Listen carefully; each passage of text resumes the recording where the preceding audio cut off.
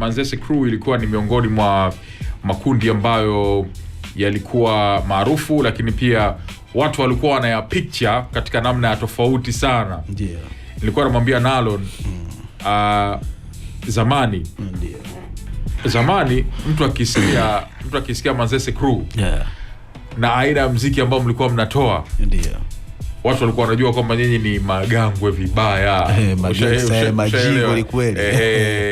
Yani watu walikuwa wanapata picha kwamba Manzese Crew ni watu fulani wa hatari sana.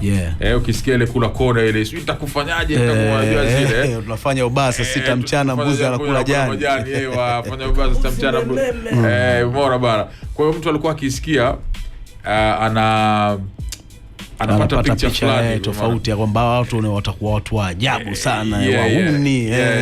Lakini sasa utofauti ni mtu anapokutana na nyinyi, kuanzia wewe Nalon pia na wengine, kidogo imekuwa ni tofauti. Nini hasa ukiachana na hiyo picture ya kujengeka kama ndivyo, nini unadhani kingine kilikuwa kinawapa huo ujazo wa kuwa nyinyi ni hardcore sana, ukiachana na mashairi na nini? Kulikuwa kuna affiliation labda na some members ambao kidogo zile tagi ubavu labda ndo walikuwa danger ama ni nini? Unajua, kwanza niseme kitu.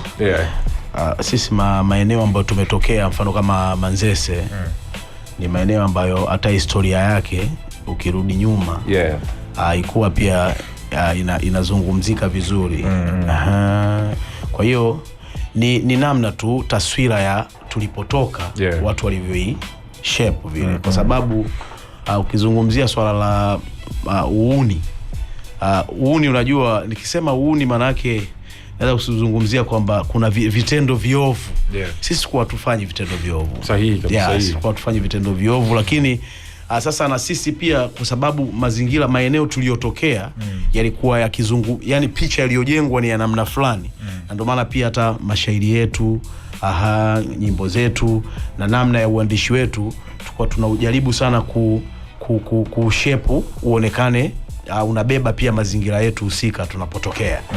Lakini ni image tu, sio kwamba sisi kweli tuna matukio ya ajabu ama wauni ama nini. Hapana, ni wastaarabu, isipokuwa tu ule ujumbe tuliokuwa tukiufikisha na flavor. Unajua zamani watu walikuwa tunafanya flavor na message.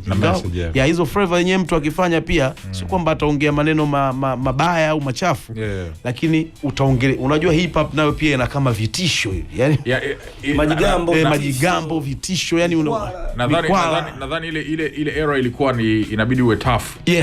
Ndio bwana. Yani hautakiwi uwe mlaini, yani hautakiwi kuwa soft. Nadhani kwa sababu unajua era zilitofautiana. Kuna era ambayo ilibidi uwe tough.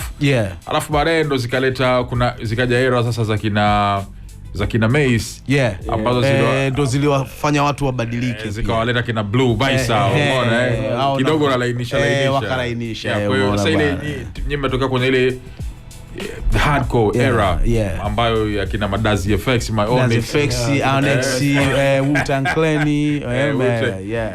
unaomba biti tu wenyewe unasikia kama visu vinalia. Umeona sasa, na ndio watu ambao tulikuwa tukiwasikiza sana miaka ya nyuma. Kwa hiyo lazima vitu viwe vile ili kulingana na wakati ambao tuliokuwa nao. Alright. FM